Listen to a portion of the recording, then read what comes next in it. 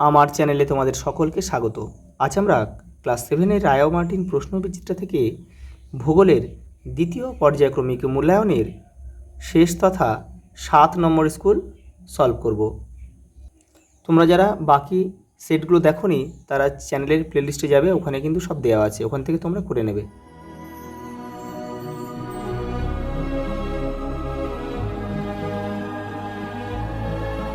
দেখো 7 নম্বর স্কুল, সঠিক উত্তরটি নির্বাচন করে লেখো।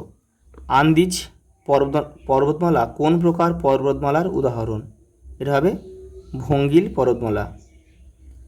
আর আন্দিজ পর্বতমালা কিন্তু পৃথিবীর দীর্ঘতম পর্বতমালা, দক্ষিণ আমেরিকায় অবস্থিত। পশ্চিমবঙ্গের পশ্চিম দিকের জেলাগুলি মালভূমি অঞ্চলের অন্তর্গত। অন্তর্বাহিনী নদীর উদাহরণ হলো, এখানে হবে আমর দরিয়া। খাঁড়ির আকৃতি ফানেলের মতো। ভূপৃষ্ঠে ভেঙে যাওয়া শিলাচূর্ণের স্তরকে বলা হয় রেগোলিথ। Option C. কোন মাটিতে বালি ও কাদার ভাগ সমান থাকে? দোআঁশ মাটিতে। আফ্রিকার তৃণাঞ্চল প্রদত্ত কি নামে পরিচিত? এটা হবে ভেল্ড। আর পম্পাস হচ্ছে তোমার দক্ষিণ আমেরিকা, আর প্রেরি হচ্ছে উত্তর আমেরিকা।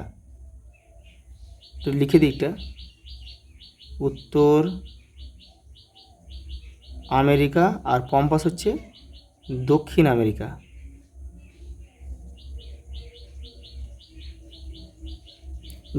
জাম্বেজি নদীর উপর সৃষ্টি হয়েছে ভিক্টোরিয়া জলপ্রপাত। পরেরটা দেখো, হোয়াইট নীলের উৎপত্তি হয়েছে বুরুন্ডি মালভূমি থেকে। পরেরটা দেখো, ব্লু নীলের উপর নির্মিত হয়েছে জেবেল আউলিয়া বাঁধ।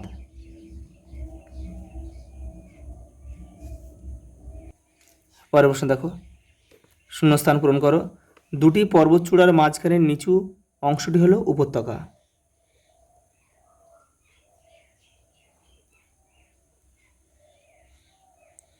মরুভূমির বালি বহুদূর উড়ে গিয়ে তৈরি হয় লোয়েস সমভূমি।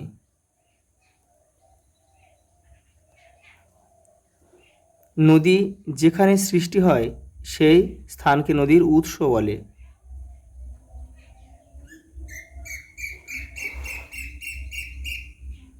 নিত্যবাহ নদীগুলি মানচিত্রে নীল রঙের সাহায্যে দেখানো হয়, এটা হবে নীল রং।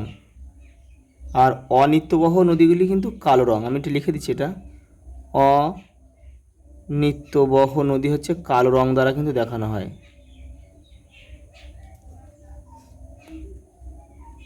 তাজমহল কোন শিলা দ্বারা তৈরি? মার্বেল।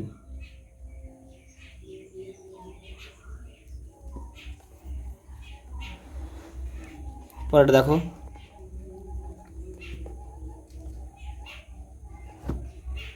সত্য বা মিথ্যা নির্ণয় করো। মিশরকে নীলনদের দুঃখ বলে, এটা কিন্তু মিথ্যা। কারণ কি? মিশরকে নীলনদের দান বলে। উচ্চ আসন বাঁধ পৃথিবীর বৃহত্তম বাঁধ, এটা সত্য।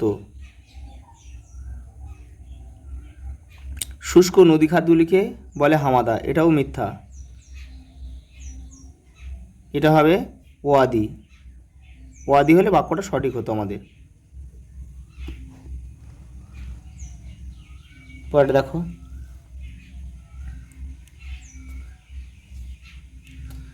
সাহারায় রেড ইন্ডিয়ানরা বিদেশি পর্যটকদের ভ্রমণ নির্দেশক রূপে কাজ করে, এটাও মিথ্যা। এটা হবে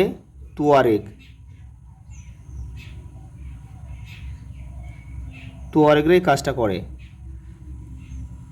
ভূমির খাড়া ঢালে মাটি তৈরির সুযোগ বেশি, এটা মিথ্যা হবে, কারণ এখানে সুযোগ কম।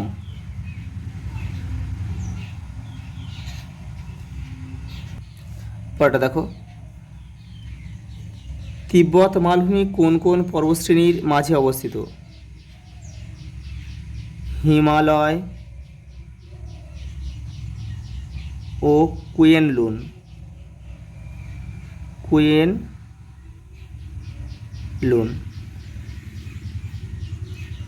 জলবিভাজিকা কাকে বলে? দেখো 49 নম্বর পেজে রয়েছে তোমাদের বইয়ের। এই যে তোমরা এখান থেকে লিখতে পারো বা এখান থেকেও লিখতে পারো। দেখো, উঁচু পাহাড়ি অঞ্চলে যখন বৃষ্টি হয় সেই বৃষ্টির জল ভূমির ঢাল বরাবর বিভিন্ন দিকে বয়ে যায়। অর্থাৎ কোনো পাহাড়ের চূড়ার অংশটা বৃষ্টির জলকে বিভিন্ন দিকে ভাগ করে বা বিভাজন করে, তাই একে জলবিভাজিকা বলে। পরেরটা দেখো, আগ্নেয় শিলা ভঙ্গুর নয় কেন? দেখে নাও। পরেরটা দেখো, প্রণালী কাকে বলে? তোমাদের বইয়ের 102 নম্বর পেজে রয়েছে। দেখো, এই দেখো, দুটো বড় জলভাগ যেমন সাগর বা মহাসাগর যুক্ত হয় যে সংকীর্ণ জলভাগ দ্বারা, তা হলো প্রণালী। যেমন দেখো, এখানে রয়েছে একটা, দেখো, জিব্রাল্টার প্রণালী রয়েছে, উপরে ইউরোপ রয়েছে, এপারে রয়েছে আফ্রিকা রয়েছে, এই যে ভূমধ্যসাগর রয়েছে, এবারে আটলান্টিক মহাসাগর রয়েছে, এই যে সংকীর্ণ অংশটা এটা হচ্ছে প্রণালী। পরের প্রশ্ন দেখো, 3 প্রকার মালভূমির সংজ্ঞা সহ উদাহরণ দাও। 40 নম্বর পেজে রয়েছে। দেখো, এই যে প্রথমে তোমাদের দিতে হবে কি, পর্বত বেষ্টিত মালভূমি সংজ্ঞা দেবে, উদাহরণ দেবে। যে উদাহরণ রয়েছে এপারে, এই যে দক্ষিণ আফ্রিকা, পশ্চিম অস্ট্রেলিয়া, আন্টার্কটিকা।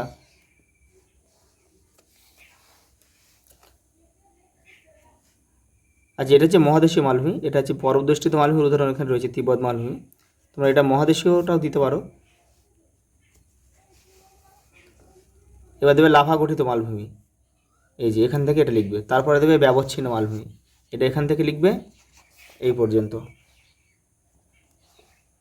এই যে এই পর্যন্ত।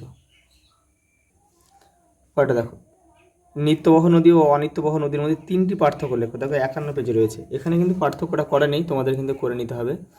তোমরা লিখবে কি, যে নিত্যবহ নদীতে সারা বছর জল থাকে, অনিত্যবহ নদীতে সারা বছর জলের যোগান সমান থাকে না। নিত্যবহ নদীগুলি বরফ গলা জলে পুষ্ট, আর অনিত্যবহ নদীগুলি বৃষ্টির জলে পুষ্ট।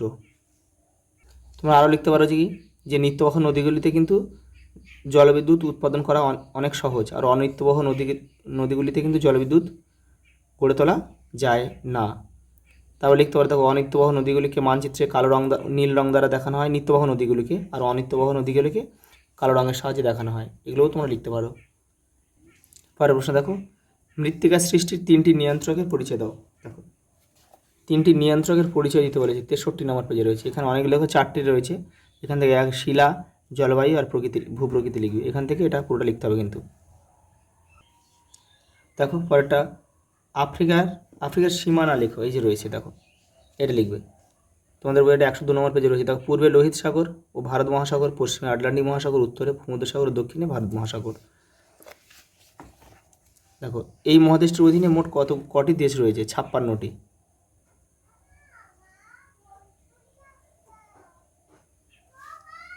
পরেরটা দেখো, নীল নদের গতিপথ বর্ণনা করো। 106 নম্বর পেজে রয়েছে। দেখো, এই দেখো নীল নদের গতিপথ, এই যে এখান থেকে শুধু লিখবে, এখান থেকে তোমরা পুরোটা লিখতে হবে কিন্তু।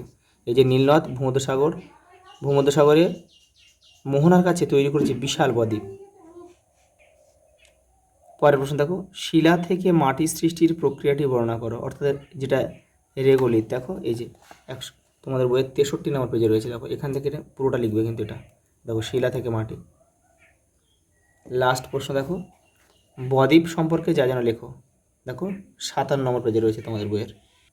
এই যে এখান থেকে লিখবে, নদীর মোহনার কাছে নদীর বহন করে আনা পলি, বালি, কাঁকড় জমা হয়ে চড়া সৃষ্টি হয়। এটা পুরোটা লিখবে। যেহেতু মান 2 রয়েছে, এটা লেখার দরকার নেই পর্যন্ত, শুধু এই পর্যন্ত লিখলে হয়ে যাবে।